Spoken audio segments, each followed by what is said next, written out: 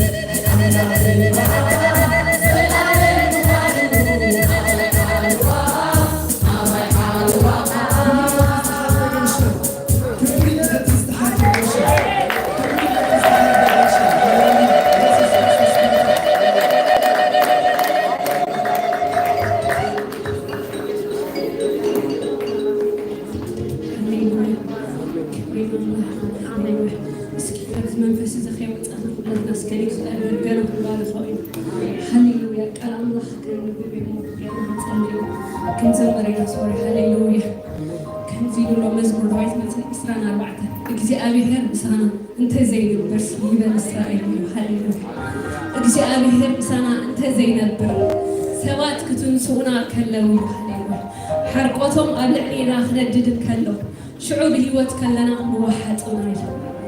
هللويا شعوب ما يتمت حلنا وحيث بلعل نفسنا موحدة عبوي ما يتبلعل نفسنا محلته إذن من شافوا أسنانهم هللويا كنت وزوي وفي نفسي أبي يبارك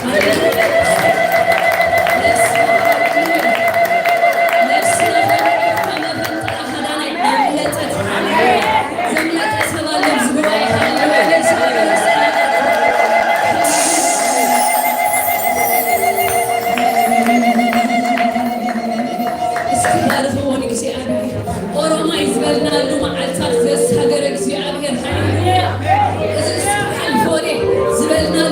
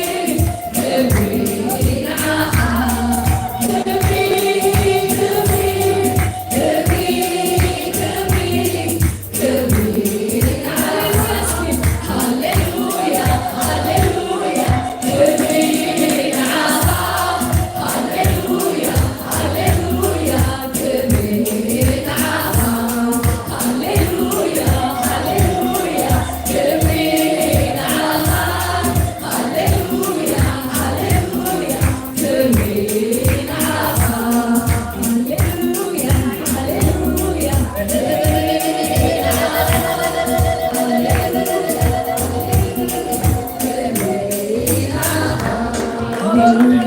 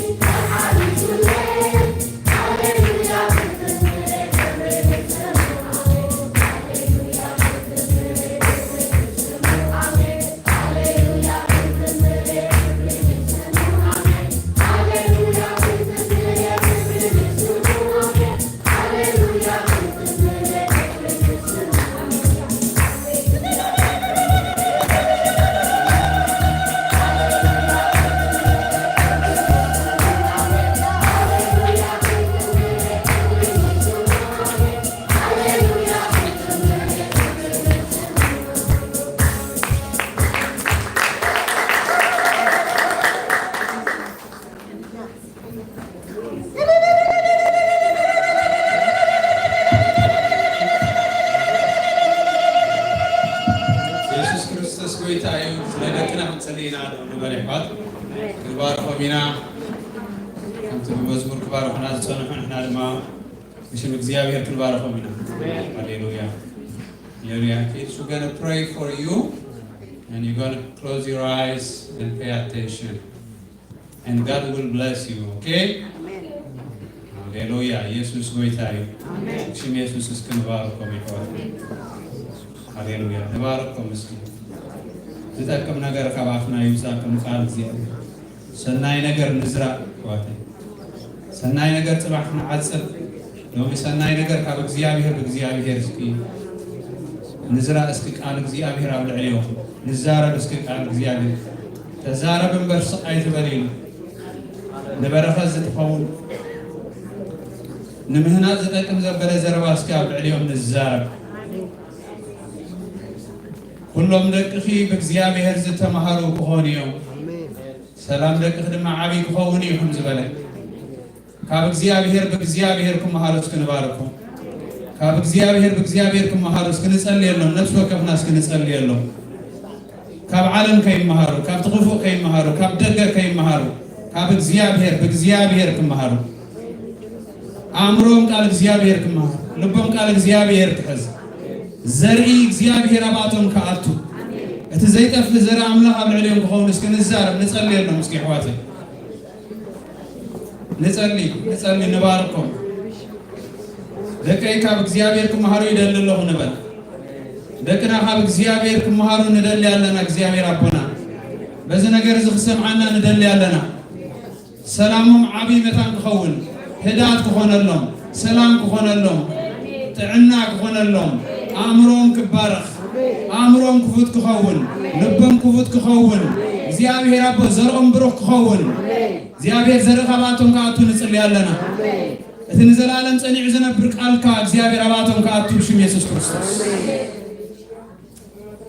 እቲ ካብ ጸልማት ብርሃን ይብራህ ዝበለ አምላኽ እሞ ንብርሃን ፍልጠቱ ናይ አምላኽ ክብሪ ብገጽ ጎይታና ኢየሱስ ክርስቶስ ኣብ ልብና ብሩኽ ከም ዝበለ ናይ አምላኽ ክብሪ አባቶም መታን ክግለጽ እግዚአብሔር ብርሃን ካባቶም ይብራህ ንብላለና ንጸልማት ናይ ዘዓለም እዚኣ ዝሰኩክ ክብርኻ ድማ አባቶም ዝገልጽ ቅዱስ ቃልካ ይኹነሎም እግዚአብሔር ብሽም ኢየሱስ ንጽልይ ያለና ብሓቂ ንጽልይ ያለና እግዚአብሔር አባና ዝወረደ ናይ ጎይታና ኢየሱስ ክርስቶስ ክብሪ አባቶም ይውረድ አባና ዝመጻ ናይ ጎይታና ኢየሱስ ክርስቶስ ምድሓን ይኹን ክብሪ አምላኽ ኣብ ልዕሊኦም ይገለጽ ጸልማት ዘበለ ኩሉ ብሽም ኢየሱስ ክርስቶስ ይቀንጠጥ ናይ ቃልካ ኃይሊ በኢየሱስ ክርስቶስ ስም ጸልማት ካብ ልዕሊኦም ይቀንጠጥ እግዚአብሔር ንጸልማት ዝሰጉግ ናይ ቃልካ ኃይሊ ኣብ ልዕሊኦም ይገለጽ እግዚአብሔር ቃል ኃይሊ በመንፈስ ቅዱስ ይገለጽ እንብላለን ናይ እግዚአብሔር ጸጋ ይገለጽ እንብላለን ናይ እግዚአብሔር ቃል አባቶም ይዕየ እንብላለን ይኺድ ይውየር ይብላለና በጎይታ በኢየሱስ ክርስቶስ ሓደ እኳ ንድሕሪት ኣይተርፍ እንብላለን ሓደ እኳ ንድሕሪት ኣይተርፍ ይብላለን እግዚአብሔር ብሽም ኢየሱስ ባርኮ ንመምሃራኖምካ እግዚአብሔር ነተሓራ ዘውፅእ ቅዱስ ቃልካ አባቶም ክዘሩ እግዚአብሔር አእምሮ ሃቦም መጎስካ ሃቦም በመንፈስ ቅዱስ ቃል ጥበብ ሃቦም እግዚአብሔር ቃል ፍልጠትካ ሃቦም እምነት ቃልካ ሃቦም እግዚአብሔር አቦ ኣብ ልዕሊኦም ይኹን እግዚአብሔር አቦ ነቲ ቅዱስ ቃልካ ንምምሕልላፍ ጥበብ ሃቦም ምስትውዓል ሃቦም ኃይሊ ሃቦም ትብዓት ሃቦም እግዚአብሔር መምሃራኖም ባረኽ ቤቶም ባረኽ ጉዳዩን ባረኽ እግዚአብሔር ስለሰማዕሃና ክብር ንህብ ብሽም ኢየሱስ ክርስቶስ ሰላም ይሉ God bless you kids.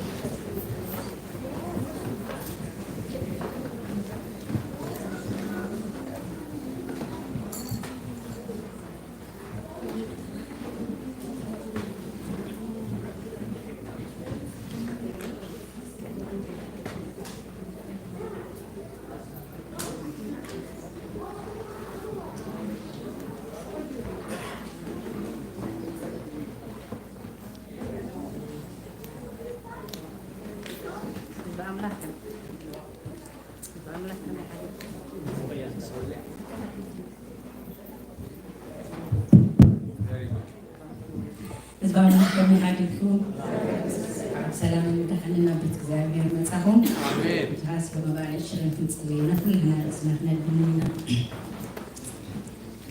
ሰማይን ምድርን ባሕርን ኣብ ዘሎ ኩሉ ዝገበርካ ናይ ዘለዓለም እግዚኣብሔር ኣምላኽና ንባረኸካ ኣለና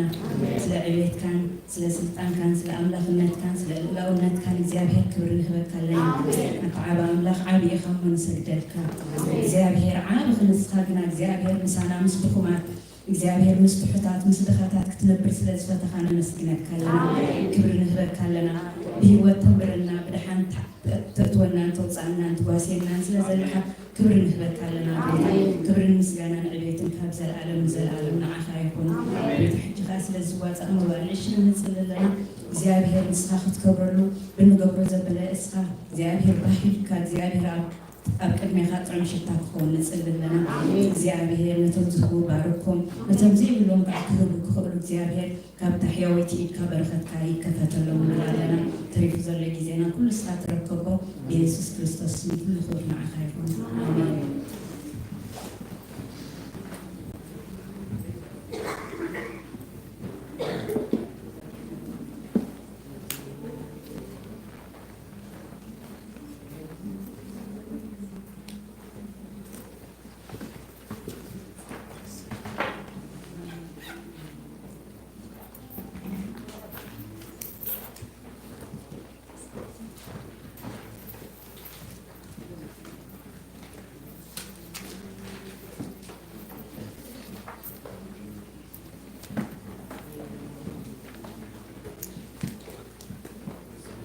Gabriel.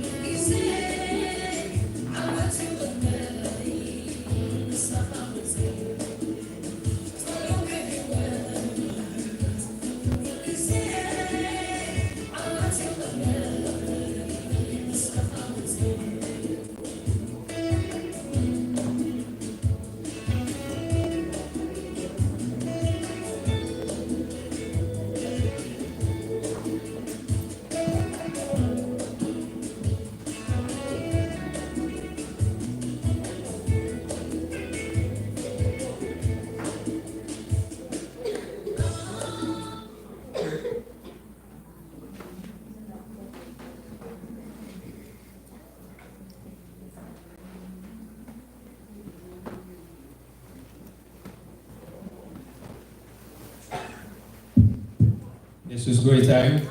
ህዝቢ አምላኽ ከመይ ቀኒኹም ኢየሱስ ክርስቶስ ጎይታ እዩ ከመይ ቀኒና ሰላም ተባሂልና ዲና ብሽም ኢየሱስ ሰላም ልበሃል ንሕትና ብሽም ኢየሱስ ክርስቶስ እቲ ካብ ኩሉ አእምሮ ዝበልጥ ሰላም ጎይታና ኢየሱስ ክርስቶስ ምስ ኩላትና ይኹን በአምላክ ሃሌሉያ ሰላምታ እስክንደይ ጥዑም ምዃኑ የርኤካ ፍትሕትሕ ኢልኩም ኢየሱስ ጎይታ እዩ ሃሌሉያ ሃሌሉያ ሶምን ተጸቢና እንረኽባ ሕብረት እያ ብምርኣይ ገጽኩም ተጸናናና ይብል ቃል እግዚአብሔር ብሓቂ ኢኻ ትጸናና ዋላ ስቕ ኢልካ ሰብ ክትርኢ ሓበሻ ብዚ መገዲ ደስ እዩ ዝብለካ ደስ ይድብለካ ህዝቢ ኣምላኽ ደስ ደብል እዩ እምበኣር ዝኾነ ደስ ደብልካ ኮነ ገጽ ኣሕዋትና ምርኣይካ ኣዝዩ ደሐጉስ ነገር እዩ እግዚአብሔር ይመስገን ክብርና አምላኽ ይሁን ኣብ ቃል እግዚአብሔር ክንሓልፍ ኢና ቅድሚኡ ግን መዘምራን ክንባረኹም ኢና ቃል እግዚአብሔር ክዛረብ ከሎሲ ጅማሬኻስ ንእሽተይ እኳ እንተኾነ ፍጻሜኻ ግን እንታይ ክኾን ኢልዎ ዓብዪ ይኹን እስክንበሎም ብሽም ኢየሱስ ክርስቶስ መወዳእታኹም ዓብዪ ይኹን እናወሰኸ ይኺድ ከም ቀትሪ እንዳደመቐ ይኺድ ብሽም ኢየሱስ ክርስቶስ ተባረኹ ንስኹም እውን እትትኩኡ ወለዶ ኣፍርዩ እግዚአብሔር ይባረኽኩም እግዚአብሔር ንቤትኩም ይሕለል ኢየሱስ ጎይታ እዩ ናብ ቃል እግዚአብሔር ክንሓልፍ ኢና ኣብ እግዚአብሔር ክዛረብ ከሎ እንታይ ኢሉ ወደየ ልብኻ ሃበኒ ኢሉ ልብና ንቃል እግዚአብሔር ክንቦ ኢና እግዚአብሔር ከዓ ከምዚ ደለየ ገይሩ ክሰርሐ ንመዓልቲ ብቃል እግዚአብሔር ዘገልግለና ሓውና ኣስተርባህታ እዩ ሽም ኢየሱስ ዕድመካ መንፈስ እግዚአብሔር ምሳኻ ይሁን በልዎ ይባል መንፈስ እግዚአብሔር ምሳኻ ይሁን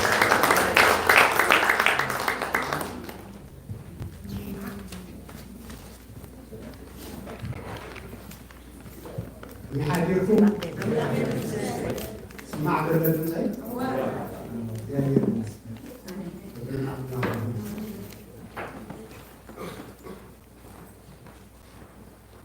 هو انا عندك مين نبيت هي املاح وقعد حال مساء كان قاعد حال مساء كسب الولد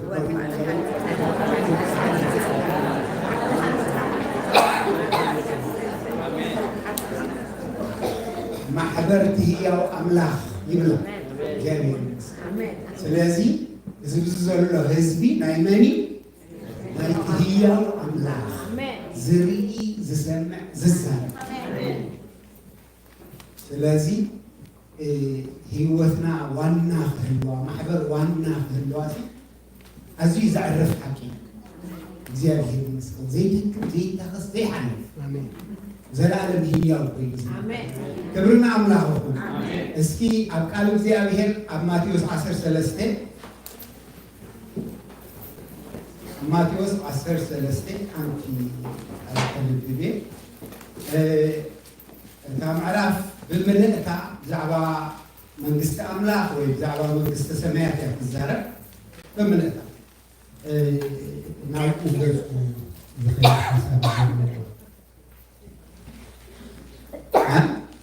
أنا قلنا نسي أو إلى الله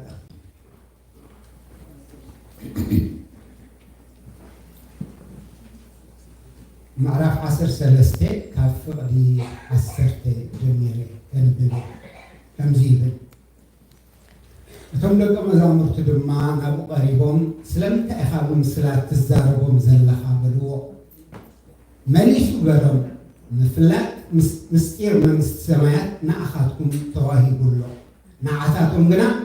هاي تواهبوا من زلوا وهاو إمو عزي ونيوسخوي نزي كله جنا تزلت تقا يدفوا يوم النار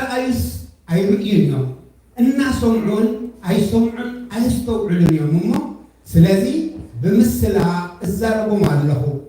تبيتي سياساتهم يفسم كم زبل بأذانهم كي يسمعوا بعينتهم كي يرئيوا أذانهم ما سمعوا عينتهم عمتوا بلبهم كي يستوعوا خي ملسوا أنهم كي يحويوا مسي لبز هزبزي ربي ديما مسمع تسمعوا كتو أي تستوعلون مرأيون ترئيوا كتو أي تموتون يخون زحات نبيات صادقانا نزل صادقون ترئيوا وزلهم كرئيوا كم تمنيوا كم زير أيو نازي نسخاتكم تسمعوا وزلهم كسمعون كم تمنيوا كم زي سمع بحق قبلكم علىه عينكم بنازرية أذانكم من زي سمع إينمو بوزعان إين هاليلويا قد عسرت حالي في الليل مليسو بلوم مفلات مستير منقست سماء نأخذكم تواهبو ألو نعثاتهم قل أي توهبين يبلكن سلي ناس كجابيه المسكن زابيه بقالو خزار لنا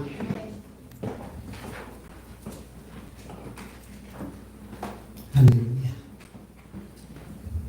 زابيه هياويو كلته ويسلسته بسمي أبزت تأكلوا أنا أما أكلكم اللهو أتألهو زي شو مويتا أتألهو زي شو أملاخ الله أمين سلازة خابزهن هو أملاخ كنت سبقنا بزداني المجدي بزمرت المجدي خزاربنا يحكى علي أمين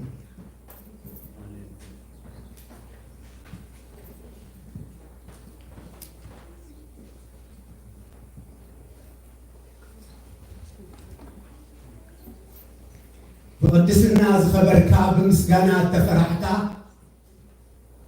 بينها جبارت أمراض سخونكا أما بأمالك تزمسلكا زي بلكا رأس كل لعن كل زخونكا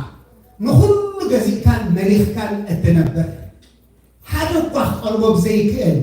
أبز قرن برهان رأسها خليلكا أنقل إلكان سماين مدرن التتأمت كل ترقي كل تفلت كل تخلل زي الخيال زمجر كاين كي تجبر عقات خليكال مردانا ويزي بلكا زبالكا يزخون تزاربكا يوحز أول أملاخ أمالخ تنبوس نجسكال بويتا بويتو تنفاس اللي كله سجدر كاس قبا انتو كله من أخايت أمتان نسخاخ أببقزي مقلوم طولوات إذكاد خفتمون هي أو زبالي ببرخة تسقبو 5 وحلة أجانير أملاخ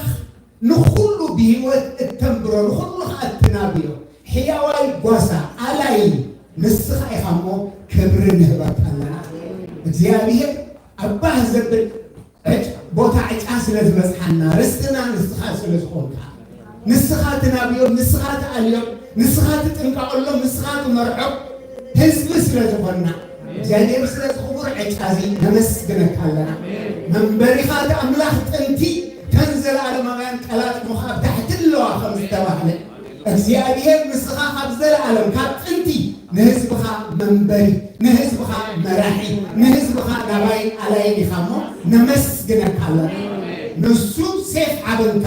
ዋልታ ሓገዝካይ ጸላእትኻ ክግዝኦም ንስኻ ኣብ ልዕሊ በረኽቶም ክትረግጽ ኢኻ ረፊሞ እግዚአብሔር በኣኻ ኣብ ልዕሊ ጸላእትና በርቲዕናን ሓይልናን ስለንመላለስ እግዚአብሔር ኣምላኽ ሳላስምካ ሓለዋ ቀጽሪ ስለዝኾነልና እግዚአብሔር ክብሪ ንህበካ ኣለና ነውኻ በዛረፍ ግዚኣ ስኻፈቲኻ ስጉምትና ናብ ቤትካ ቅኒዕካ እነሆ ኣብዚ ተኣኪብና ኣለና እሞ ድምፅኻ ተስማዓና ቃልካ ክትዛረበና ፍቓድካ ክትገልፀልና እግዚአብሔር ኣምላኽ በዛ ረፍዲ እዚኣ በዛ ንጎሆ እዚኣ ንስኻ ከይተንግኻያ ንስኻ ከይተዛረብካያ ትወፅእ ነፍሲ ኣይተሃሉ እግዚአብሔር ኣምላኽ ነቶም ዝደልዩኻ ትርከብ ኣምላኽ ኢኻ ክብሪ ኩሉ ንዓኻ ይኹን ደሓና ዘይደሊ በረኸትና ዘይደሊ ኩሉ ናይ ጸላእ ኣሰራርሓ ብጎይታ ብኢየሱስ ስም ንቃወም ኣለና ብስም ኢየሱስ ዝተኣሰረ ይኹን እግዚአብሔር ነዚ ጉባኤ ዘይተኣብሓው መንፈስካ ቀጸፈ ኩሉ ክብሪ ኩሉ ምስጋና ንዓኻ ንበይካ ብኢየሱስ ስም አሜን እግዚአብሔር ዝተመስገነ ይኹን ኣብታ ቅድም ዘንበብክዋ ከምቲ ዝበልኩም እታ ምዕራፍ ብምልእታ ዳርጋ ብዛዕባ መንግስቲ ሰማያት ወይ መንግስቲ ኣምላኽ እያ ትዛረብ ፅቡቕ ነገር እንታይ ኢሉ ጎይታ ኢየሱስ ምፍላጥ ምስጢር መንግስቲ ሰማያት ንዓኹም ተዋሂቡሎ ገርመካ ኣይምሰለና ማለት ኣንቢብና ስለዝርድአና ንሕና ምስተውዓል በላሕቲ ስለዝኾንና ይኮነ ንብዙሓት እዚ ቃል እዚ ሕቱም ኣንቢቦም እሞ ኣይርድኦን ዋላ ሰሚዖም እውን ኣይርድኦን እግዚአብሔር ካብዚ ባሪሁ الناس سخزار كله نسمع كنبو خلنا أردان እግዚአብሔር ይመስገን ካለ ራእይ ካለ መግለጽ አይቆም ናይ በሐቂ ነዝቃለ እዚ ተረዲ ኢካፍት ግዛ ነዝቃለ እዚ ተረዲ ኢካቡ ክትመርሕ መኻል ካብዛ ዓዲ መግለጽ የለን ቃሉ ክግለጽ አይካኸሎ እግዚአብሔር ይመስገን አብስትና መንግስት አምላክ ዝብል ሰፊ ሓረስት እንዲ ግን እተን ቀንደቃን ዝብለን ወይ ተን ቀንደቃን ዝብለን ሓሳባት ክዛረብ ማለት መንግስት አምላክ ወይ መንግስት ሰማያት زياده ኣብ ሓድሽ ኪዳን ዝረአ ቃል በተደጋጋሚ ዝረአ ቃል ብፍላይታ ኣብ ወንጌል ማቴዎስ ኣብ ወንጌል ማርቆስ ኣብ ወንጌል ሉቃስ ኣብ ዘን ሰለስተ ዚአንሲ ካብ 80 ንላዕሊ ግዜ ተደጋጊሙ ተጠቂሱ ኣብ ማቴዎስ ብዝያዳ መንግስት ሰማይ ይብሎ እሱ ንአይሁድ ስለተጻፈ አብቶም ኻልኦት ግን መንግስት አምላክ በመባል ወላ ብራውያቱን አሎ ወላ በዮሐንስ ወላ ታል መልእክታቱን አሎ እንዲ በጻዕቂ እንርዮ አብዘን ሰለስተ አስኮን ወንጌላት ግን እዚ መንግስት ሰማያት ወይ መንግስት አምላክ ዝብል በተደጋጋሚ ተጠቅሶ ሕጂ በተደጋጋሚ ክትቀስ ከሎ ፍላይቲ መንግስት ሰማይ መንግስት አምላክ ዝብሎ ንሓደ ሓሳብ ዝገልጽ كم زتخاخ قال ويتورا راسي قال من السماء قال من الأملاك قال أيقونا محل حساب زجلتي إذا كاب سمعني أنا لعلي أبزن ثلاث وانجيلات تتعيشون ويتنا يسوع كريستوس أنا يسبكتو ما أكل أنت جيرو زعباز نجارزي كنفلت حساب كلورنا كنردا أقداس تعلم من الأملاك قال أملاك زد دجاجم نجار أجد داسم قاني زاتو مالك أيهود ويقول إسرائيلويان أبتعتبار النت كلو أبتعتبار بيلوناويان كلو بفلاي بنبي دانيال أبديلو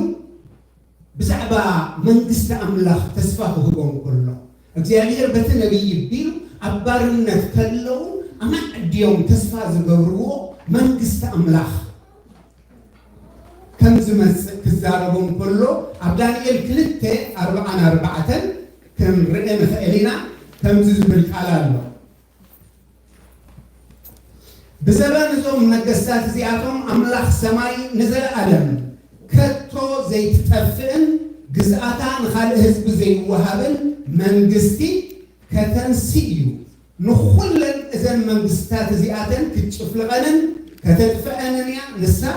ግና ንዘለዓለም ክትቀወም ያ ንዘለዓለም እትቀወም ሰዓሪት መንግስቲ ዘይትንቅጥቀጥ መንግስቲ ዘይትሐልፍ መንግስቲ አምላክ ዝገዛእያ መንግስቲ ኣብ ዳንኤል 7:13-14 دانيال شو عته كعصر 13-14 زيادة جلس يبلا برأيات ليتي اتأمت نباركو نوخ عود سبز مسل بدبنا سماء يمسل نبري نابتي انتاوي زمعالتو دما بسحي نابتني ون عقربوه كلكم أحزابن وجناتن وانقواتن كجلجلوس جزءاتن كبرن منجستن نعوم توهبو جزءاتو زي حلف زي علماء جزءاتي منجستون كتو هاي تتفقنيا يا إيه مسجد خاب زعبا بيتنا يسوع كريستوس إيوز الزارع كل منجستات أحزاب تسعيرن كل زن مرؤيات زبهلا ولا تكنولوجي ولا بتهدر ولا بحث إيكونومي عديلا زلوا كلن تا مستعملخ تا ويتنا يسوع كريستوس زنوجسا كتجلس كلا كسعرا يعني نسو رأسي كوينو كنجس تمانا عن زي بلو زرع لما هو نجس كوينو كجلس يعني يرسمس كنايكون سلازي نهزبو ازيو عدسفيوم إسرائيلاويان كا إذن درسي أبزهلو هاليوم بخلق مجدد أجرد ولا لك كمزي إسرائيل قبل الخلوة قبليلا أمترخ أزنوك سلجيهم يتصبيون يحسبون لأمبر تامن استعملها كم تمسك تثبيت نيروني زهلو هلو تمسيح كم زمسك تمسيح كم زنكس كلهم تقنعتهم كأخم زعفوا زي تثبيت نيرو سلازي يوحنس مدمق مستقل سعي ويقول يوحنس مدمق سبكت كجمر كلهم تايلي جميرو መንግስተ አምላክ ቀሪባ ያሞ ተነስሑ መንግስተ አምላክ ቀሪባ ተነስሑ ሕጂ አትስብከቱ خلي يخلنا ዮሐንስ መጥምቅ ብዛዕባ መንግስተ አምላክ ተዛሪዱ ብዛዕባ ኢየሱስ ተዛረበ መንግስተ አምላክ ኢየሱስን ዝናጻጽሩ ይኮነ ብዛዕባ መንግስተ አምላክ ቀሪባ ላ ኢሉን ህዝብ ያጣጥቁሞ ቅድመ ይዝነበረ صوم زي تفلتوه دحري زمزق أنا صراحة عمو كفتح زي قبعني يمزقله ويقول ما أكلكم الله إلا نعمل يتأمتهم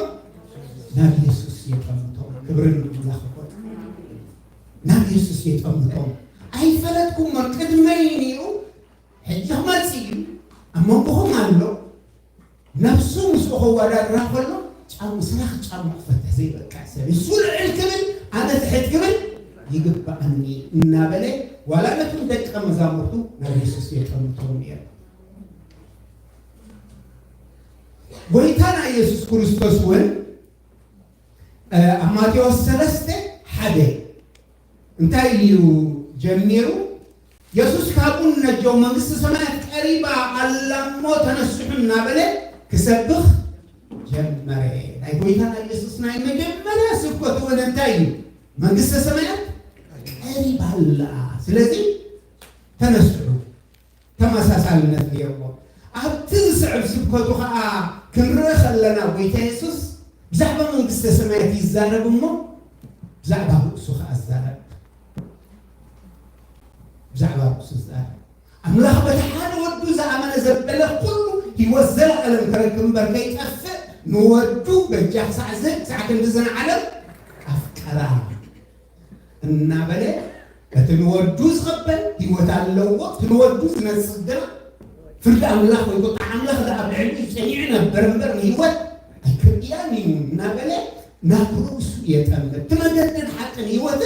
أنا بزي بقاي نابو بخمس زخل يلا تمددن نسو نيوت نسو تحكى نسو بكا العالم زي بلو نسو غوص نسو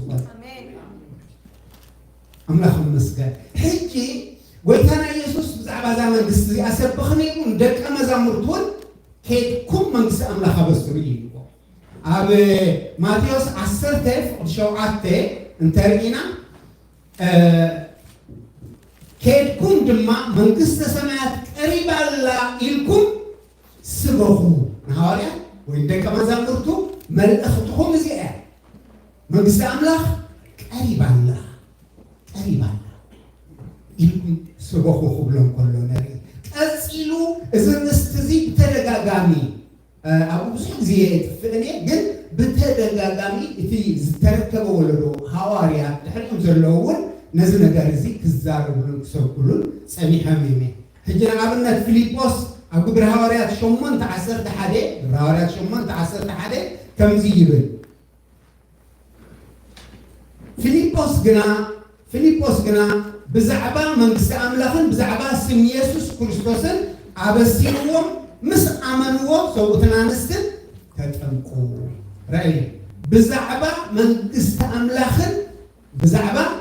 سم يسوس تبهان كله كل جبرتات يسوس تقليل زعزي أبتشي ماله كله تزخف الله واقع أقوله بمكرة أقوله تيوت أقوله بونجل أقوله بزعبا شم يسوس زعبا تنكستن تزاربون ببلنا أبقبر هواريات عسران شمونتن سالسان حدنون أبقبر هواريات عسران شمونتن سالسان حدنون هواريات أولوس كم زيب ويزعب هواريات أولوس تتحيف زولوخان كم زيبن أولوس كي تخلكلها منكست أملاخ ببضح تبعت الناس بخير بزعبا بويتانا يسوس كريستوس يمهر نبري أملاخ تستمسكنا يكون بزعبا منكست أملاخ إلو قاتل خير بزعبا سم يسوس كريستوس نعم بزعبا بويتانا يسوس كريستوس يمهر نبري زعبا منكست أملاخ تنقر كالخاب زعبا يسوس تنقر زعبا يسوس تنقر كالخاب زعبا منكست أملاخ تنقر منكست أملاخ انتاي مالك منكست أملاخ كبهالت كله سي انتاي مالك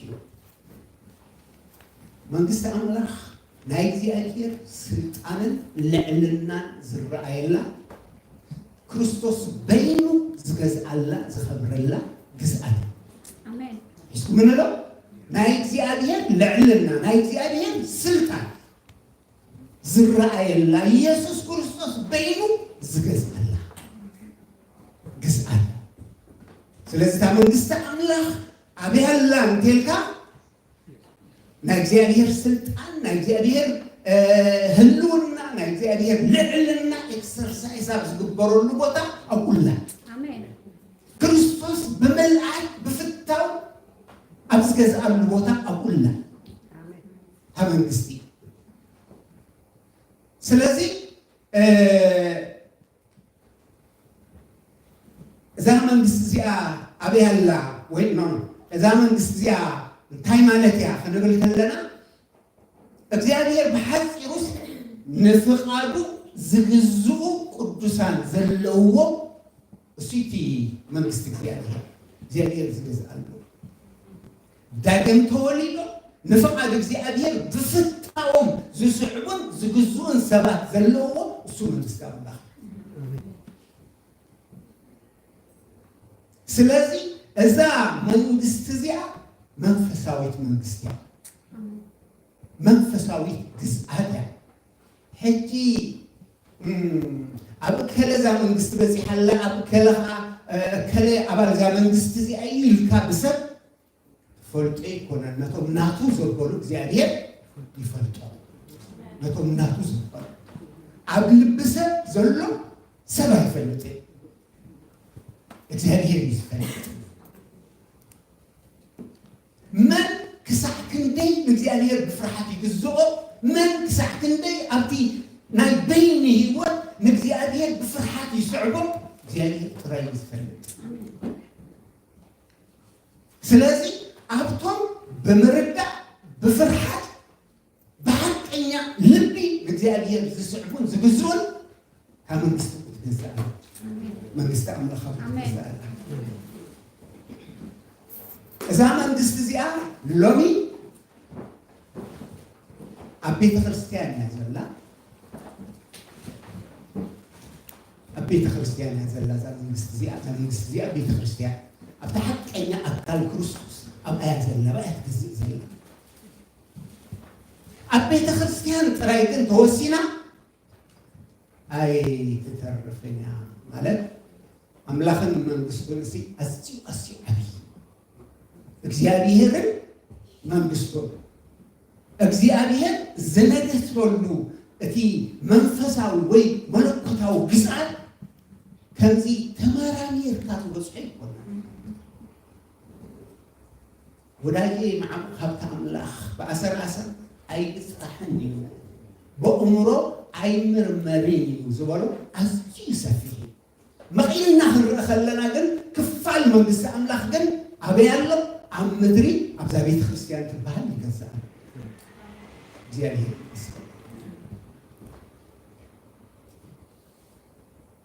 ኩል ሰዓት መንግስትን ቴልካ ገዛ አለዋ ማለት ንጉስ አለዋ ቅዋም አለዋ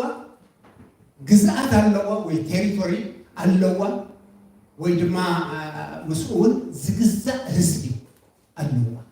ለሐለ መንግስት መለለይ إذ أربعة زيت يوصلون خلينا تانا እግዚአብሔር መንግስት ካ ንጉሳ መንዩ ወይታይሱስ ንጉሳ ቅዋማ ዘባን እዚ እግዚአብሔር ዘባን እዚ ዘይልወጥ ጸኒዑ ዝነብር ያውቃል تجزأها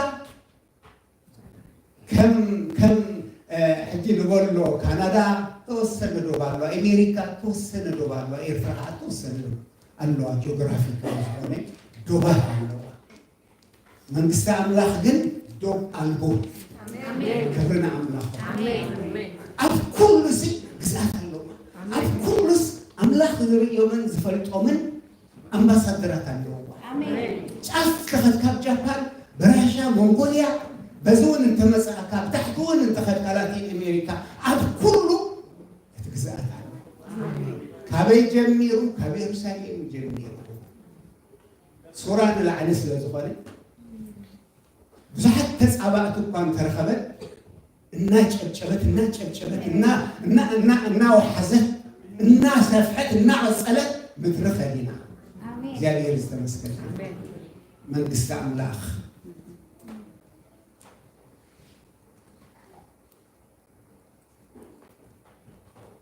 من استعملاخ زمزقتن تمثلنا بزح ጊዜ ዛዕባ መንግስቲ ኣምላኽ ክበሃል ከሎ ከም ተቐዲመ ኣብ ዳንኤል ዘንበብክዎ ብዛዕባ ናይ መወዳእታ ጊዜ ንበሎ ብዛዕባ ናይ 1000 ዓመት መንግስቲ ክርስቶስ ንጉስ ኮይኑ ኣብ ምድሪ 1000 ዓመት ዝነግሰሉ ብዛዕባኡ ዝዛረብ ክኸውን ይኽእል መጽሓፍ ቅዱስ ብዛዕባኡ ብዙሕ ይዛረብ ብዛዕባ መወዳእታ ሕጂ የለን ዛ መንግስቲ እዚኣ ዛ መንግስቲ እዚኣ أي مسألة ديا يلان ديا كتناخفوت أني عندي ويتأسس نتايلو الزارب كله زعبان أي مسألة مخالف ذكر آخر يكونن الزارب يكونن جن مزيئة مهلوا من الرجاس من حد في المصحف بس الزارب عب لوكاس عصرت حدا عسرة ويتعيش كم زين لقاس عصرت حدا أسرع أنا نجانتي بس أبى أملاخ زوجهم كابكم بوجنا من دست أملاخ أباخدكم بس حد أباخدكم بس حد فلازم مدر رجيسة زمن دست زيان بس إحياء زمن دست زيان كبرنا أملاخ بكم فريساويان أب لوكاس 10 حدن أب لوكاس 10 حدن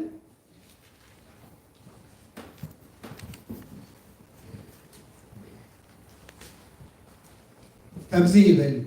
فريساويان من قص أملاخ ما أستمس إلهم مسحاتة وها نسو من قص أملاخ إنها أبوشتهم على أمه من قص أملاخ سب متحللاو عايت مسئنيا إنها بزي ويسابتي زبلاون يلبون إلو ملسلو من قص أملاخ ما أسيات مسئلة فإنه تتنبيت إنها قرارس إنها تقابلي أو بس يحسي من قص أملاخ تمسي أزبل تثبيت نيكو سلازي نزي مرقوي كوينو أمونكم زد تجلس ويتا زعما زنجر السافلت أهلوي ويقول مسيحة خوونيا بزبل حساب حكوا وخلوه لقي سلازي بويتا يسوس مريس كل لكن نزال من قص زي أخذ دليل على تحت مبال أيد الليل زمان قص زي أبتي ويابسي الله تبهل كنت مستيراويت من قص يعني منفساويت من قص يعني سلازي سلطانا هلاونتان لوني أما أكلكم الله أما أكلكم مالته وش تقوم زبنكال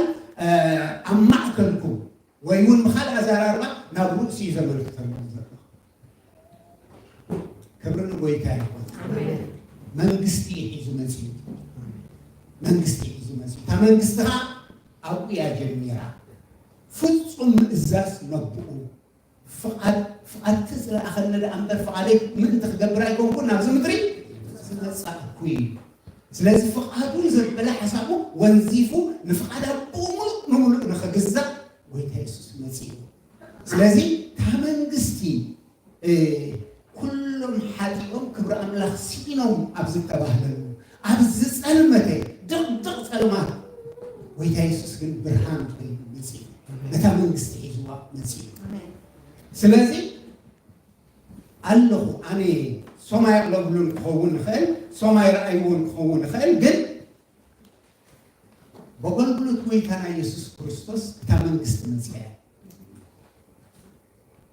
بتسمع روز نبرة كأمرا نتمن قسم إلا يعني ريجل ثانية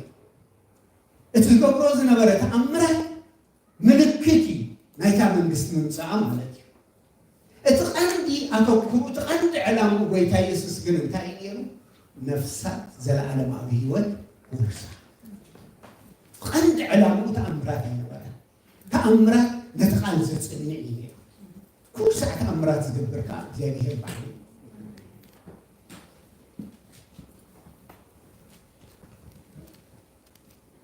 نتحيال كي أسركاس بيتحيال كتبزبز هاي كألمي سلازي قبر سألة بمفرس نسألة بمأسر أب تحت جزاء سألة زنبرة قل ويتها يبز بزمير بزخ أنا تعمل قصة خلق الله نرأم ولدي ويتا يسوس نقص كويني تولي كنا خمس كله نقص كويني تولي يكون تم سبعة سجل انتهي جميله كم رحتوا كخبور إنا مزينا ما تسمع عرف كل التخمية خلانا نقص هيهود أبدي توليدو نابلو حتى جميع سلازي جناح ولد كله نقص يوسف الله المستعان كحتى وخلوا يا دوس كحتى خلوا كو نقص هيكون كنا يبلغكم ما تستيقنا كابزي هيكون الدنيا نقص هيكون كنا يبلغ كمتي نسوز الصبية من قستي كابزي مدرزي ويكابزي أيكون إيبو زيادة قنا تنقص الناتو وين تنقص مقام وين تصل تانو وانجيل أمس باحي تتعيمون وانجيل أمس بحريا يخلنا السي مقلقان وكان يسوع كريستوس بزعبار وخزارة كله واتسبت ما خجل كل هوتون بيجاب زحف من تخيل دعنبر كجل كل ويلوسي أي مسألة إزاي سلازي نقص كله نكسرناتي كحدا عبيتي كحدا ولا دك مزامر كسي أصحابكم ممهرين نقص كبلوني با ممهرين بويتان كبلوني صبوا بالكم يبوا أيكونه أي كحدا بويتان ينسو كل جميل نقص كل جميل نسو بويتان بويتان نعيا ما جنا من هسان كنسو مسيو في كم يوم مسيو قبل ويتناتو سلة تجلسان سلة تربون نسو خبسلتان سلمات زوج عنا يقول نسو خبسلتان سلمات زوج عنا نتامن قصة فقر ودول أتونا يقول ولا سي حد 10 سنة ولا سي حد 10 سنة كبرنا أملاكم سلازي انتهى يزبلنا زلو ازي نقص كوينو زتولده نقص كوينو زمسه جناخه اتنقصنو ونزيفو اكل قال خخول زمرص وانجيل كبسر زمرص دويات تحول اسرات تفتح حمات عيد عورات تخفف ابز خنزي اتي زمن تقلقلو تحلفو كابزو تراسل كوينو تمارس تراسل ما نمسيكو من يسوس لما نخزاربو أي كبدو أمن زراخة الزاربو أي كبدو ولكن كنيا مسيكو خزاربو أي كبدو سيمبل بويتا سماي مدرن كنسو نقص نقستات كنسو ما نمسيكو كزاربو كان زخبد عينة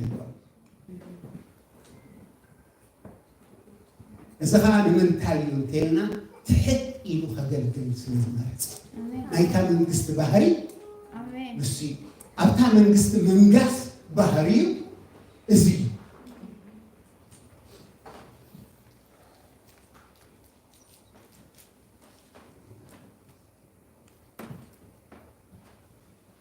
ኣብ 13:19 ማቴዎስ ማለት እዩ ኣብ ማቴዎስ 13:19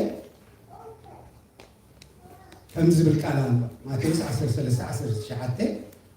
ብዛዕባ እቲ ምስላ ዘርኢ ክዛረብ ከሎ ዝገሎ እንዲሁ 13:19 ቃል መንግስቲ ሰሚዑስ ዘየስተውዕሎ ኩሉ ክፉእ ይመጽእ እሞ ነቲ ኣብ ልቡ እተዘርአ ይምንጥሎ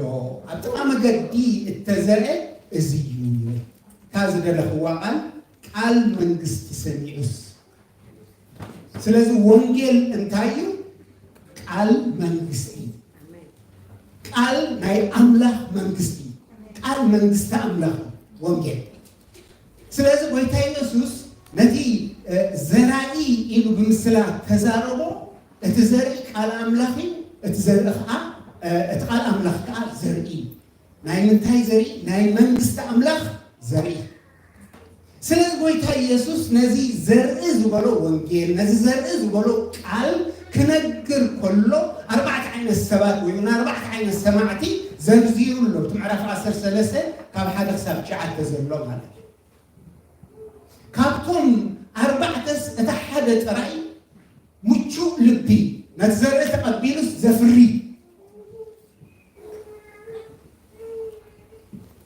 ሰሚዕካ ዘይምስተውዓል ክንዲ ይኸብድ ብፍላይ ንቃል ኣምላኽ ቃል ኣምላኽ ሰሚዕካ ዘይምስተውዓል ሰሚዕካ ሸለል ምባል ካብዚ ዝኸብድ ነገር የለን ስለዚ ጎይታ ኢየሱስ ኣብቶም ዝሰምዕዎ ኣብቲ ዝፈሪ ጽቡቕ ልሙዕ መሬት ዘለዎም እዚ ዘርኢ እዚ ናይ መንግስቲ ቃል ምስ ተዘርኦም እሞ እሶም ካብኡ ምላሽ ምስሃቡ ነቲ ቃል ኣሜን ምስ በሉ እታ መንግስቲ ኣበይ ተተኺላ ኣብኦም ተተኺላ ነቲ ቃል ኣሜን ካብ ምባል ነቲ መልእኽቲ ጎይታና ኢየሱስ ካብ ምቕባል ዝብገስ ምንም እኳ ምስ ደቀ መዛሙርቱ ተራሰብ መሲሉ ይመላለስ እምበር እቲ ንሱ ዝዛረበ እቲ ንሱ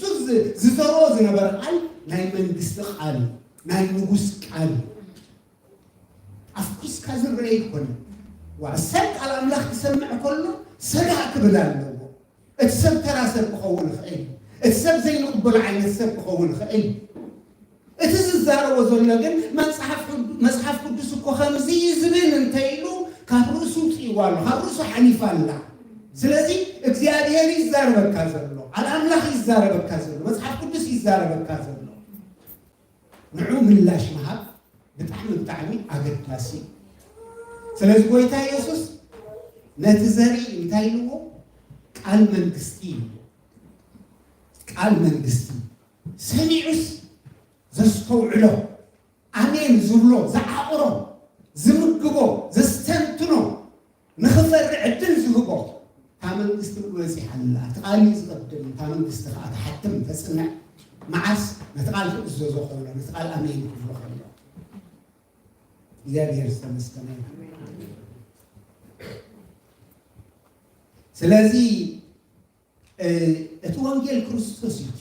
እንኮ መገዲ ማለት እዩ ናብታ መንግስቲ ንምእታው ካልእ የለን ብውርሻ ዝኸውን ኣይኮነን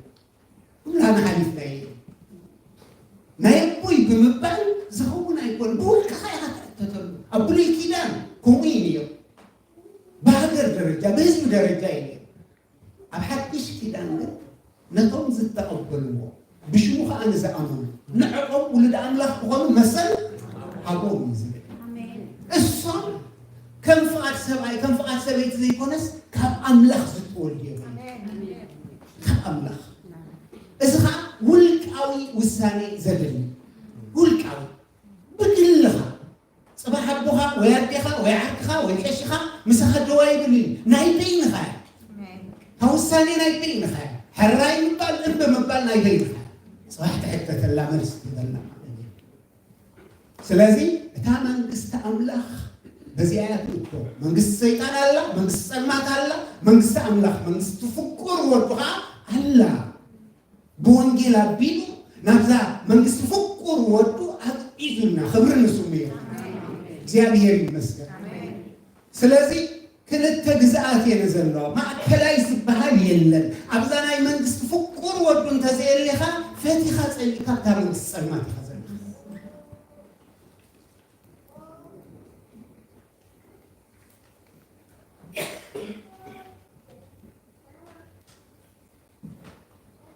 ቃል አምላኽ ከምዚ ይብለና ኣብ ካልእ ቦታ እውን ኣብ ራእይ 1:6 ኣብ ራእይ 1:6 ንእግዚአብሔር አብኡ መንግስትን ካህናትን ክንኮኖ ዝገበረና ክብርን ስልጣንን ንዘለዓለም ዓለም ንዕኡ ይኹን አሜን እግዚአብሔር ይመስገን ስለዚህ እቲ ሓቀኛ አማን እንታይ መንግስትን ካህንን በቃ እዚ መንነትካ ከመንግስቲ ገረባ ይኮነን መሬት አይኮነን እምኒ ይኮነን ህንፃ ይኮነን ልብያ ስለዚህ እስኺ መንግስቱ ክትኮኑ ፈቂ እግዚአብሔር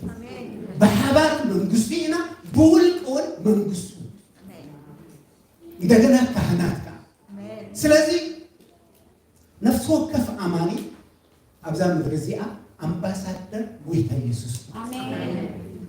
ቃል አምላኽ ነዚ ከላይ ቆሮንቶስ 5:11 ኣብ ክንዲ ክርስቶስ ኮይናሲ ተመለሱ እናበልና ንልምን ኣለና እዩ ኣብ ክንዲ ክርስቶስ ስለዚህ አማኒ ንሩስ ወኪሉ ይኮነን ዝኸይ ንመን ወኪሉ ዳ ነታ መንግስት አሜን ነታ መንግስት ወንጌልና ናይ ሰላም ወንጌል አሜን ናይ ሰላም ወንጌል አሜን ጎይታ ኢየሱስ ኮይልዎም ኪዱሞ እዩ ሓደ ዝበቃ ተራቡ በቃ ሰላም ነታ ቤት ሰላም በሉ እዩ ሰላም እኮ እንተ ተቀበለ ነታ ቤት በቃ ሰላም ያልኩ እንተ ዘይተቀበለ ሰላምኩም ሒስኩም ተመለሱ ስለዚህ አማኒ ነፍሲ አምን ከይዱ መዓልኩም ግብል ከሎ ተራ መዓልኩም አይኮን ሰላም ነዛ ቤት እዚኣ ክትብል ከለኻ አምባሳደር ጎይታ ኮይንካ ኢኻ ትኸይድ አሜን አምባሳደር ከመንግስቲ ኮይንካ ኢኻ ትኸይድ አሜን ሰላም ናዕኩም ክትብል ከለኻ ከለኻ መጺው እንታይ ኢሎምኻ ነጽዋል ነው ተሰላም ናይ መን ሰላም هو ናይ እግዚአብሔር ሰላም ናይታ መንግስት ሰላም من يعرق زلمن من يعرق زلمن انت من استخباء ساخلوا من يعرقوا يبجحهم زلمن تتسعره تزيد خلني تعقم زي كله ابزغن بتصارو እግዚአብሔር ተበድሉ ሆነሱ ተጠሊሉ ሆነሱ ፈጣሪ ሆነሱ ዕርቅ ደሊና ቤት ከመጽ ኩሉ ክንጸት ኩሉ ክንዴ اتحيان اتبع السلطان السماين مدر كحزو زي كل املاح نبيتك ترى بزخونو السبب ملختنياتات ليهو هلك خل من كله نزقنا تصق كله عندي تركي من بنتين لكم تملسوا حتي نسخاس للتنسكاسي كورس نأملاح بمنصابو زسب بيزو له فرد بمرأي نسبت حاسن له بتبع ጸልማት ይዘሉ ጸልማት ዘሎ ሰዲ ንዓል አምላኽ ብዝብል ሽም ኢየሱስ ክጽዋዕ ኩሉ እግርግር ዘብሎ ኣብ ጸልማት ስለ ዘለይ ንስኻን መልእኽት ካስፈል መልእኽት ክብጽሕ ከለኽ መንፈሳዊ እዚ ነገር እዚ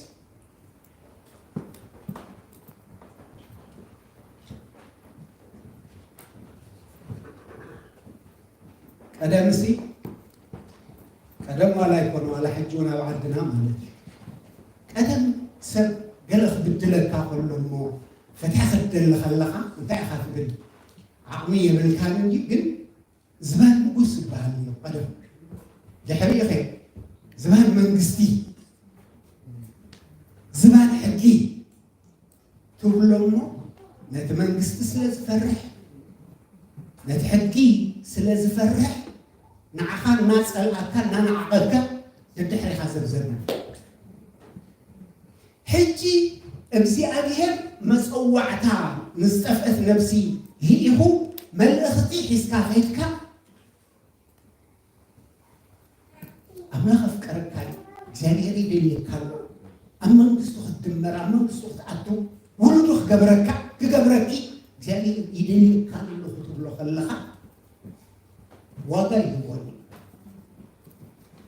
كندت مدراوي منجستي كندت مدراوي حقي ميزان أيهون مسخات رئيس الحزب سخ ميز كاس للرعاية ينعكك كذا نقدر لي كندي يخدت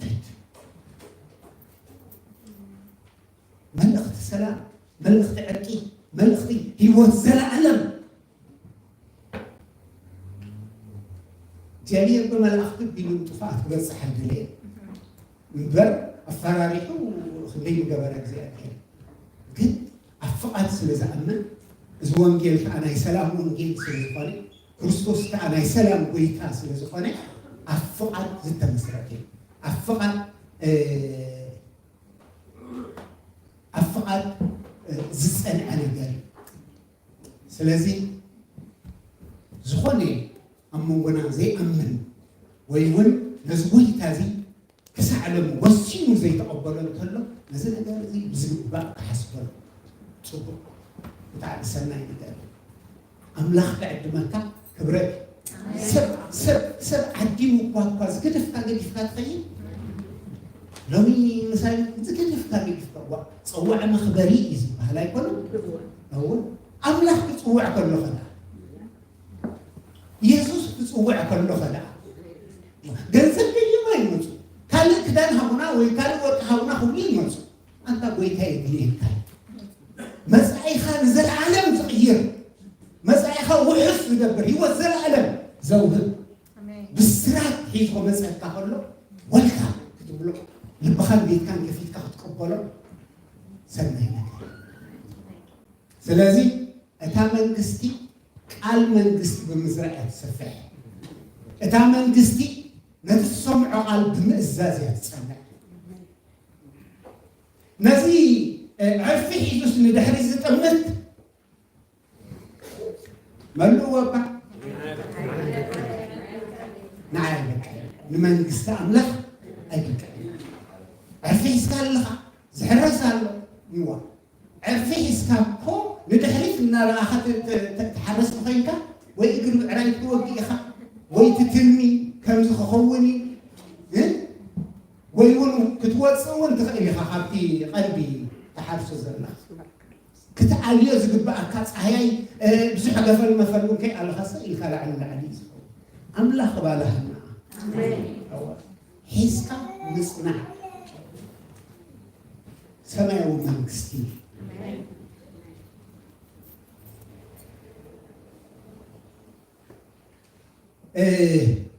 أما تشوعات عسران حدنون كم زبلنا فقال إتعب سماء يزلو أبو يزقبر نبر ويتاي يزبلنا كله من السماء زاتو أيقون نايلك بي قداي نايلك بقداي زلنا يا ختما قليلا يكون زلنا يا مدري قليلا يكون بزح كارتي مسمر زوج سترات تزقبر نقرات جن سب بزل علم ربيعه نفسه تدفع كريتك تزمن أزي ممتع في زمن تزمن انتقلال زمن لو داء زمن سلازي فقال التي أبسمات زلو أبونا بمقبالا بمئزازن تامن قست مهلاونا نتصنع تامن قست حق أنيا وخاناها بنابرانا نقلنس آمين نعم تنابرانا يزاي تمنيسكم كم تقول عزيم تزيكم من قست أملاخ أيتريد من مفتو قول عمخان من فتو قرهنة من فتو قال اختزار كله حليفة وأبي إذا حسب سب كم تتزاروي كان تفرح بك كم يسكنكم قل تزيكوكم قل عدحتي قل عقرهي قل عأمن قل علوهي زرزر وولد تزخونكم أقول أتريو إمنات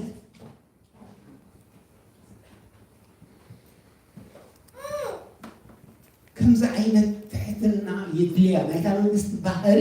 እዝዩ ትሕትና ክንለብስ ክልነት ክንለብስ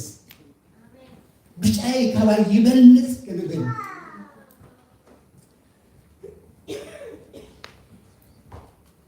ባህሪያ ክዛረብ ከሎ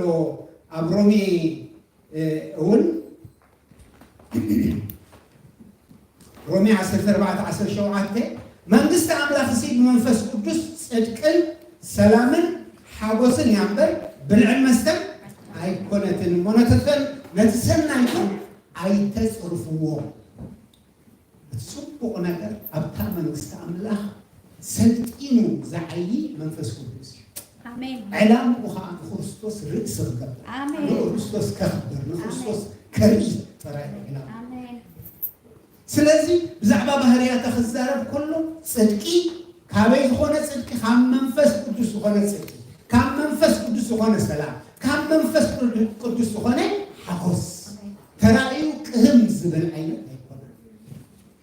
ሎምኒ ጽባሕ ዝጠፍእ ኣይኮነን ንሱ ብውበቱ ስለዘይጠዓስ ስለዚህ ታ መንግስትስ ከም ዝበሃሪ ኣለዋ ኣብታ መንግስቲ ንነብር ወይ እውን መንግስቲ ዝተባሃልና ከዓ ነዚ ነገር እዚ ኣብ ህይወትና ክንኩስኩስ ኣብ መንፈስ ቅዱስ ዝኾነና ከዓ ክንዕቅብ ምስኡ ዝፃባእ ነገር እናሓደግና ከዓ ነዚ ነገር እዚ ክንሕልዎ ፍቓድ እግዚኣብሔር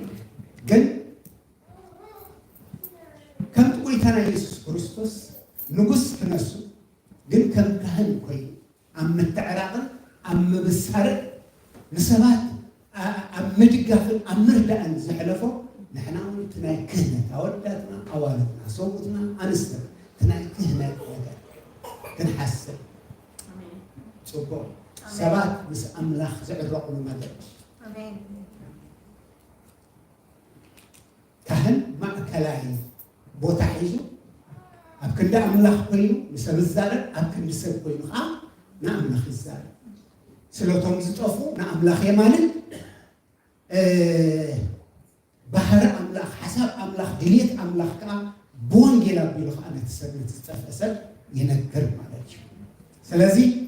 መንግስቲ ኣምላኽ ወይ እውን ምፍላጥ ምስጢር መንግስቲ ኣምላኽ ንመን ተዋሂቡሎ ንዓና ተዋሂቡ በቃ ዒንትና ከፊቱና እምሮና ከፊቱና ምስውዓልና ከፊትዎ ብርሃን ይብራ ኢሉ ትጸልመት እምሮናን ልብናን ብርሃን ፍልጠቱ ዝሃበና ንሱ ሕያው ንሱ ኣይጠዓስም ንጸልይ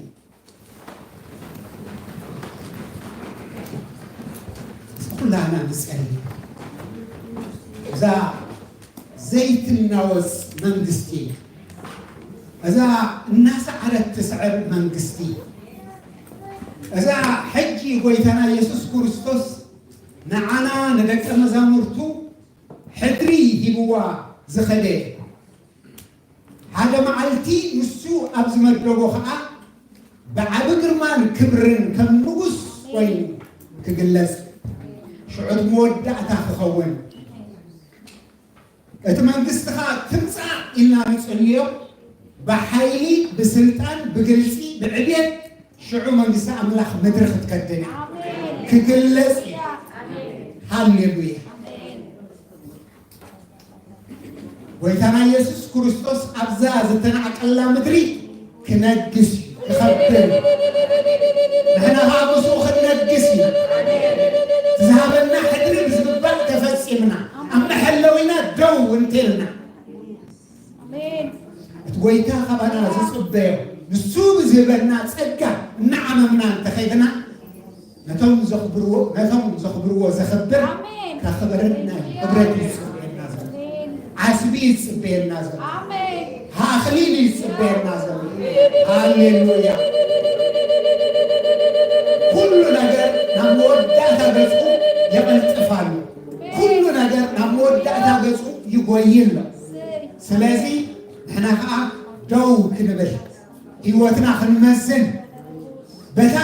በቲ ናይታ መንግስቲ ባህሪ እቲ ዘለናዮ ህይወት ክንርኢ ክንዕቅን እንተደኸምና ከበርትዕ ዝኽእል መንፈሳዊ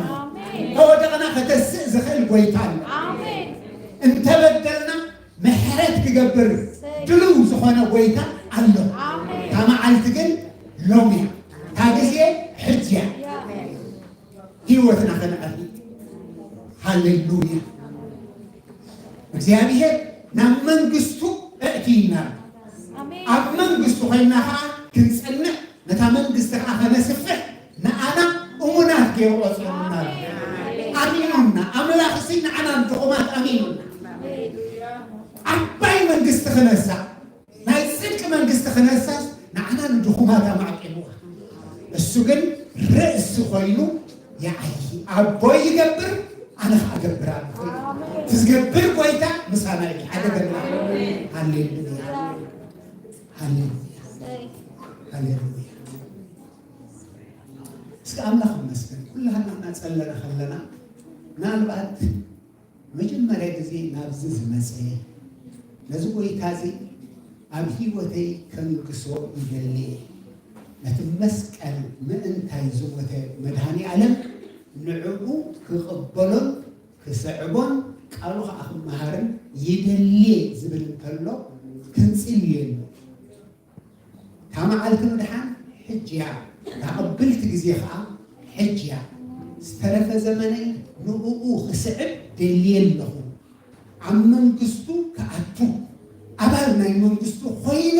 ንሱ ንጉሰይ ንሱ ጓሳይ ኮይኑ ክመላለስ ይደሊ ዝብል ወይ ትብል እንተላ ኢትኩም ኣርኢ ጽልዩ ኢትኩም ኣርኢ ካብ ሕጂ ንድሓር ነዚ ጎይታ እዚ ክስዕቦ ናይ ህይወተይ ጎይታ ናይ ህይወተይ ንጉስ ናይ ህይወተይ ገዛኢ ንዑ ክገብሮ ፈትየ ስለ ዝሞተለይ እስኪ ከምቲ ኣብ ክንዲ ክርስቶስ ኮይና ተሓረቁ ተመለሱ እናበልናስ ንልምነኩም ኣለና ኢሉ ሐዋርያ ጳውሎስ ዝዓድል እዚኣ ከይትርከብ ትኽእል እያ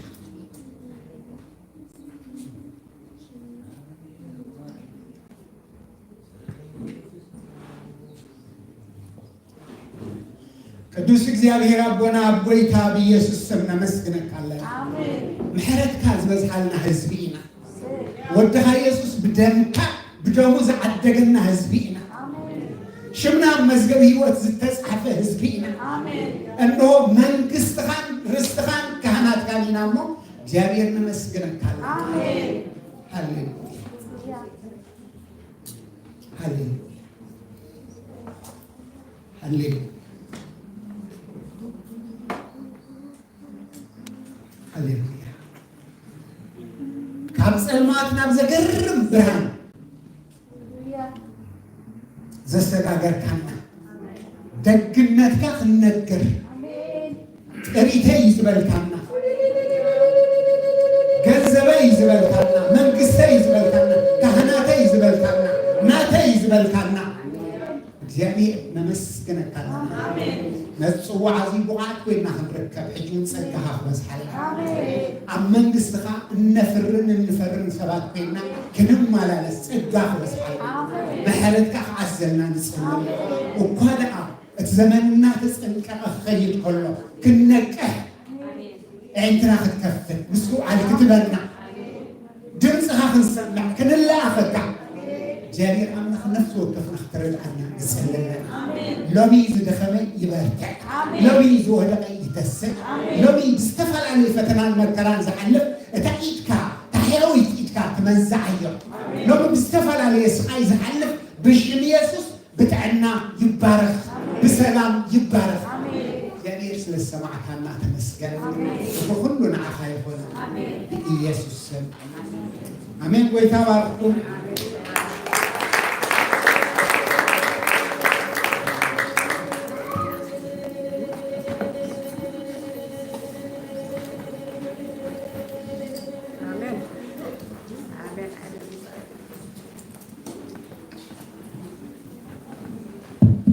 ጎይታዬ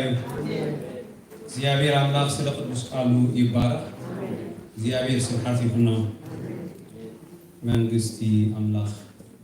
ቀሊል ቃል ግን መወዳእታ ዘይብሉ ናይ እግዚአብሔር ምኽርን ሓሳብን ዘለዎ እሞ ኩልና ኣምላኽ ይኹን ኣና ተሳታፍቲ ናይ መንግስቲ ኣምላኽ ዝገበረና እግዚአብሔር ስብሓት ይኹን ኣሜን ለብስ ይዞም ጋርን ተሓዋትና ከኣቱ ከለዉ እስከመይ ለኻ ተንካዮም ኩሎም እኳ ይኹኑ መንግስቲ ይብሉኻ ከመይ ለኻ ተንካዮም መንግስቲ ይብሉኻ ጽቡቕ ኣለኹ ማለት ይመስለኒ ገርም እዩ ከስተንትን ፀኒሕ እሳቶም ጽቡቕ ኣለኹ እንድሕር ኢሎምሲ ንሕና ግዳት ጽድቂ ሰላም ሓጎስ ዘለዋ መንግስቲ ኣምላኽ ዘለዋ ቦታ ኢና ንሕና ከመይ ኣለና ኣሕዋት ጽቡቕ ዘለና ኣካል ናይዛ መንግስቲ ኣምላኽ ኢና ግዛእታ መወዳእታ ዘይብሉ ስብሓት ንእግዚአብሔር ይኹን ነዚ ኩን ዝገበረ ኢየሱስ ክርስቶስ እሞ ስብሓት ንስሙ ይኹን እግዚአብሔር ይባረክ I want to continue ቀጻል ሁሉ ይደሊ ግዜ እንሕፀር ስለ ዝኾንና ግና ቅዱስ ኢልና ነቲ ግዛእት መንግስቱ ብምልኣት ኣብኡ ነመስግነሉ ግዜ ይመጽኣሉ አሜን ክብርና ኣምላኽ ይኹን ኢየሱስ ጎይታ እዩ ሃሌሉያ ኣጋይሽ ሓደስቲ ዝመጻኹም ወይ ንውሕ ዝበለ ግዜ ተፈሊኹም ዝነበርኩም ስምኩምን ካበይ ከም ዝመጻኹምን ክትነግሩና ኢኹም ሓደስቲ ኣጋይሽ እንድሕር ኣለኹም መሪሕ ክትላለየ ድልየካ ድዩ ውዲ ገዛ ኢኻ ኢየሱስ ጎይታ እዩ ሓደስቲ ጋይሽ ካብ ርሑቕን ቀረባን ዝመጻኹም እንድሕር ኣለኹም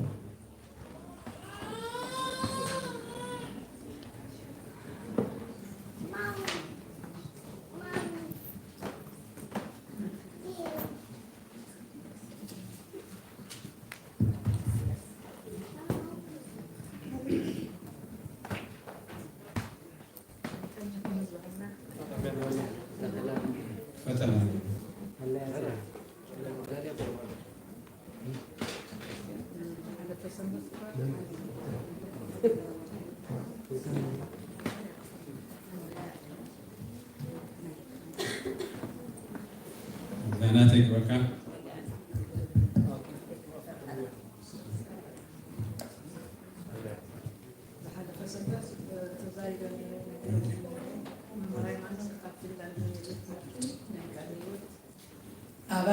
أبال قال هيوت مسمارة كوية.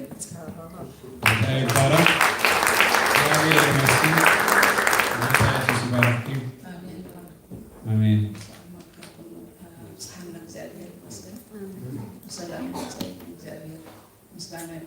آمين. كل حوات كم دي مملكة زابير مسكن. آمين.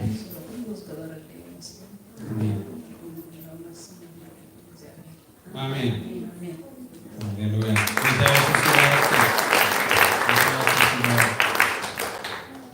هلو تحدثت لنا لنا.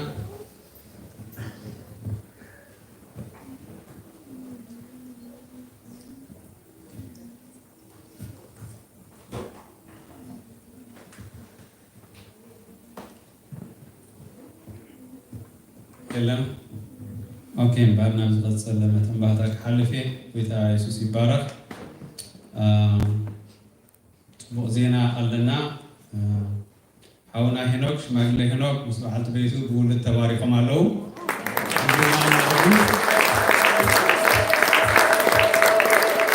الناس فعلت حفير قالنا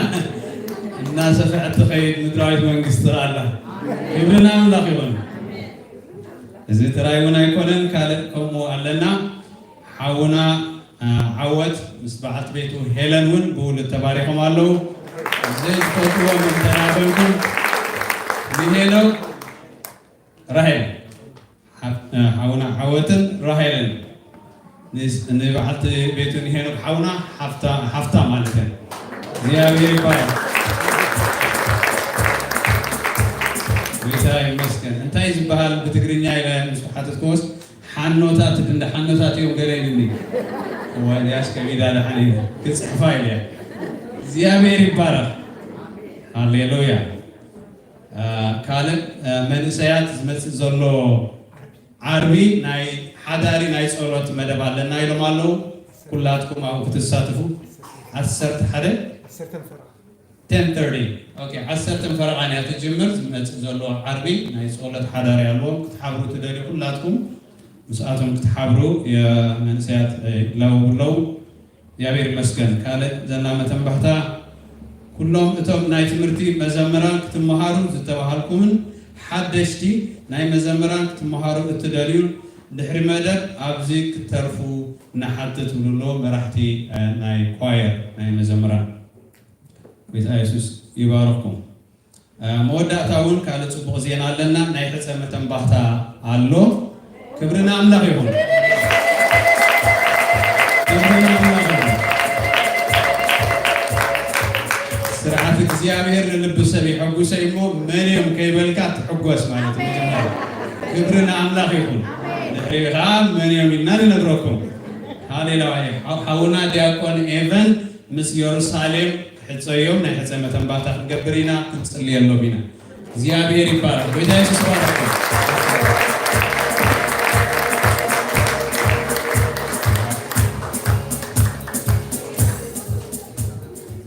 ጭብጨባ ዘሐደት ተመስል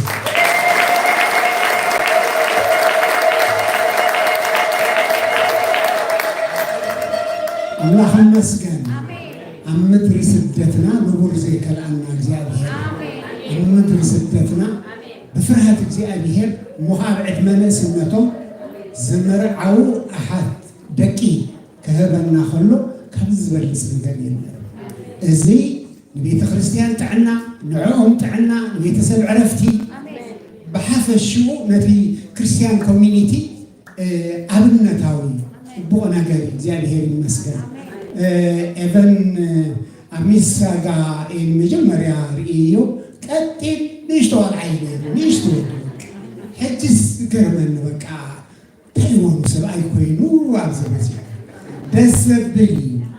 አብዘበን ስነት ካዛ አተኻዮ ኪዳን ክቡር ነገር ሓቢርካ ተዓቢ ሓቢርካ ትመሃር ሓቢርካ ትዝምድ ክብርና አምላኽ ኹን ከፋድ አምላኽ ስለዚ እንታይ እዩ ኣብዚ ቤተ ክርስቲያን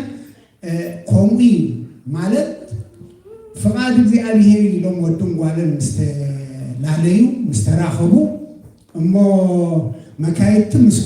ምዃኖም ምስ ወሰኑ ንቤተ ክርስቲያን ይነግሩ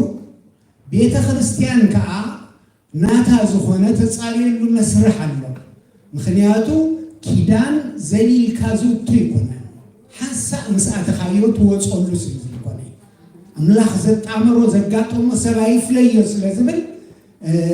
ቤተ ክርስቲያን ጥንቃቐ ትገብር ማለት እዩ ስለዚ ኤቨንን ኢየሩሳሌምን ከዓ ካብ ንእስነት ዝፋለጡ ካብ ቆልዖም ከዓ ኣነ ከመይ ይሕዲርሎም እንድዒ ካብኡ ጀሚሮም ዝተጣዋመቱ እዮም ማለት እዩ ስለዚ እግዚአብሔር ይመስገን ኣብዚ መፅኦም ከዓ ሓቲሞሞ ኣፅኒዖሞ እግዚአብሔር ከዓ ረዲእዎም ትምህርቲ ሓዳር ጀሚሮም ኣሎ ኣዎ ይመሃሩሎ ስለዚ ከምዚ ዓይነት ፅቡቕ ነገር ኣብ ቤተ ክርስቲያን ስለ ዘሎ ኣብ ቅድሜና ሎም ትሕፀኽ ወጂ ከምርዓውዮም ከዓ ኣብዚ ዓመት እዚኣ ስለዚ ሓበሳ ሓበስ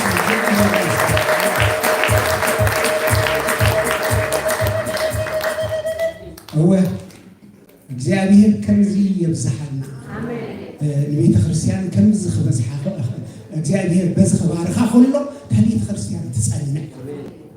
ቤተሰብ ብጣዕሚ መሰረት ናይ ቤተ ክርስቲያን ጥዑይ ቤተሰብ መሰረት ናይ ሃገር መሰረት ናይ ሕብረተሰብ ስለዚ ጥዕና ኩሉ ከዓ ዝከኣለና ከዓ ንገብር ንሕና ፍርሃት እግዚአብሔር ታቤት ክትነጽ ምእንቲ አምላኽ ይመስገን ስለዚ ቤና ኣለው ሰማዓልቲ ሓራ ኤቨንን ሜሪስን ነጆገስኩም ምጽፍ ሽማግሌታት ከዓ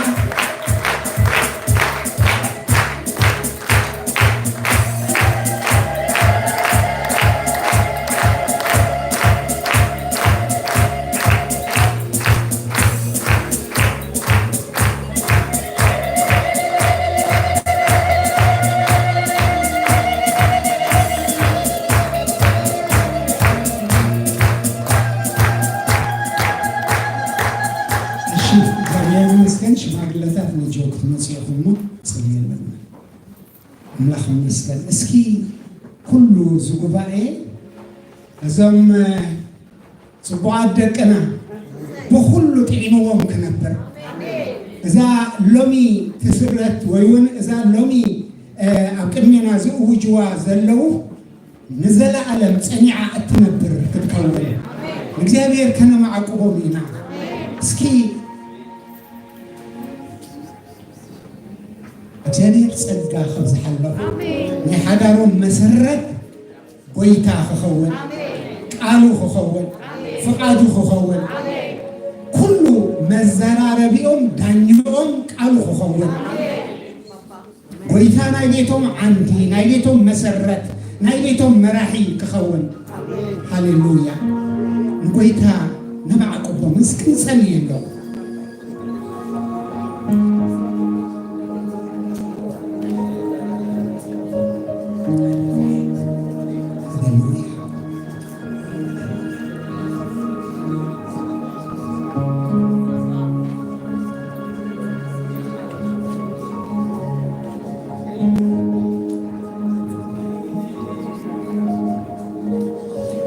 መውስቦ በሁሉ ክቡር መደቀስ አሚን ከአዘይረ ሐሰይኹን እስኪ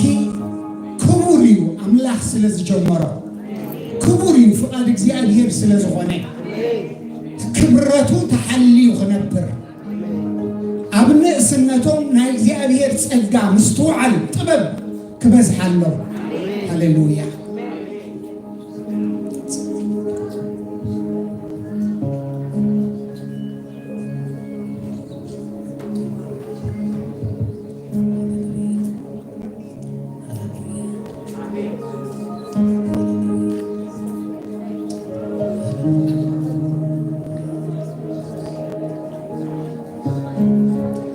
ዘላለማዊ አምላክና እግዚአብሔር አቦ ነመስግነካ አለና ቅዱስ ናይ ዘላለም አምላክ እግዚአብሔር አቦ ሁሉ ንስኻ ፈጠርካዩ ሁሉ ድማ እግዚአብሔር ስርዓትን አገባብ ዝገበርካ አምላክ ንስኻ ያሞ ብሩክ እግዚአብሔር አቦ ነመስግነካ አለና ቅዱስ ናይ ዘላለም አምላክና እግዚአብሔር መሰረት ዝፋንካ መንግስትኻ እግዚአብሔር አቦ እነሆ ናይ ሐቂ እነሆ ናይ ቅንዕና መሰረት እግዚአብሔር አምላክ ንስኻ ባዕልኻ ያሞ ነመስግነካ አለና ጅልማ እግዚአብሔር አቦ በኢየሱስ ክርስቶስ ያውስም እነሆ ኣብ ቅድሜኻ ኣብ ቅድመ መንግስትኻ እግዚአብሔር አቦ በኢየሱስ ክርስቶስ ያውስም ናብ ዝፋን ጸጋኻ ንቕርብ ኣለና ስለዞም ሕዋትና እግዚአብሔር አምላክና በኢየሱስ ክርስቶስ ያውስም ንስኻ ክትባርኾም እግዚአብሔር ንስኻ ክተጽንዖም እግዚአብሔር ንስኻ ክትሕልዎም እግዚአብሔር አቦ ንጽልይ ኣለና በኢየሱስ ክርስቶስ ያውስም እግዚአብሔር አቦ እነሆ ኣብ መንግስትኻ ዝጸንዑ ክኾኑ ወአምላኽ ፍቓድካን ምኽርኻን ኣብ ህይወቶም ክስረት ወአምላኽ በኢየሱስ ክርስቶስ ያውስም ንጽልይ ኣለና ናይ ዘላለም አምላኽና እግዚአብሔር ሕያውነትካ ለውሃትካን ሳህልኻን ኣብ ልዕሊኦም ክመጽእ እግዚአብሔር በኢየሱስ ክርስቶስ ያውስም ዘድልዮም ዘበለ ኩሉ ካባኻ ክረኽብዎ ንጽልይ ኣለና ኩሉ ልቦናን ጥበብን እግዚአብሔር ክትቦም ንጽልይ ኣለና እነሆ ንሓዳሮም እግዚአብሔር ኣብ ጥበብካ ክምስልትዎ ወአምላኽ ኣብ ፍርሓትካ ድማ ክተኽልዎ እግዚአብሔር ብጽድቅኻ ድማ ክዓቢ እግዚአብሔር አቦ ኣብ ኢድካ ድማ እግዚአብሔር ክወድቁ ንጽልይ ኣለና በኢየሱስ ክርስቶስ ያውስም መንፈስ ቅዱስ ንስኻ ክትረድኦም ንጽልይ ኣለና ወአምላኽ መጀመርቶም እኳ ንእሽቶ እንተኾነ እግዚአብሔር መፈጸምቶም ግና ንስኻ ክተጸብቕ ንጽልይ ኣለና መመሊሶም እግዚአብሔር ክደምቁ ንጽልይ ኣለና መመሊሶም ኣባኻ ሱር ክሰዱ ንጽልይ ኣለና መመሊሶም ኣባኻ ክጠብቁ ንጽልይ ኣለና መመሊሶም ክደምቁ ንጽልይ ኣለና በኢየሱስ ክርስቶስ ያውስም ጎይታ እነሆ ኣርአያ ክኾኑ ብጽድቂ ኣርአያ ክኾኑ ብቅድስና ኣርአያ ክኾኑ ብትሕትና ኣርአያ ክኾኑ ብሰናይ ግብሪ እግዚአብሔር ኢድካ ልዕሊኦም ክትከውን ንጽልይ ኣለና ኢድካ ልዕሊኦም ትምጻእ ንብል ኣለና ስጉምቲ ሰብ በኣኻ ይጸንዕ ሞ እግዚአብሔር እነሆ እዛ ኣብ ማእከል ማሕበርካ ዝኣወጅዎ በኣኻ ክጸንዓሎም ንጽልይ ኣለና ጸላይ ኣይርከቦም ንብል ኣለና ክፉእ ኣይምጻዮም ንብል ኣለና ስእነት ኣይፈትኖም ንብል ኣለና ጓሂ ናብኦም ኣይምጻእ ንብል ኣለና ብመንግስቲ ኣምላኽ ግና እግዚአብሔር ብናይ መንፈስ ቅዱስ ሓይሊ ግና ሓጎስን ሰላምን ክኾነሎም ንጽልይ ኣለና ወብሩኽ እግዚአብሔር ኣምላኽ እነሆ መዓልቲ መርዖም ድማ እግዚአብሔር በሊጹን ደሚቑን እግዚአብሔር አቦ ኩሉ ቤተሰብ ዝሕጎሰሉ ክኸውን በኢየሱስ ክርስቶስ ያውስም ኣባኻ ነማዕቅቦም ساعة ملعوم እግዚአብሔር ክትሕልዎም ንዓኸነ ማዕቅበት እግዚአብሔር ኣምላኸ ቃልካ ኣብ ልዕልዮም ይጽናዕ መንፈስካ እግዚአብሔር ንልቦም ይዕየ ዘድልዮም ዘበለ ኩሉ ድማ በረኸትካ እግዚአብሔር እነሆ ደገ በረኸት ክኽፈተሎም ንጸልያለና ብሩኽ እግዚአብሔር ኣቦ ነገሮም ኩሉ ብፍርሃትካ ክጅመር ብፍርሃትካ ድማ ክውዳእ بخبر دمان عارف خون እግዚአብሔር إنه نسخة كتقدسلهم بيسوع كريستوس ياسم قدسم كان يتصوع عندنا تخابوس لسمعك أن تمسكن نبيت كاد ما سلزبارك كيا تمسكن እግዚአብሔር አቦስ ለዛብ ካና ቃል መንግስት ሀድማ ንሰደል ካሉና እቤት ካና ራና ድማ ንሰደል ካሉና እግዚአብሔር ንጉስና ንብላሉና እግዚአብሔር መራሒና ንብላሉና እግዚአብሔር ፈጣሪና ንብላሉና እግዚአብሔር አምላክና ንብላሉና እግዚአብሔር ናትካ መሆና ነውጅ አሉና ምስራ አምላክና ንብላሉና ምስራ ጎይታና ንብላሉና ምስራ አቡና ንብላሉና ምስራ መድሕና ንብላሉና ክብር ሁሉ እግዚአብሔር ንዓኻ ይሁን ኢየሱስ ክርስቶስ ሙስሊም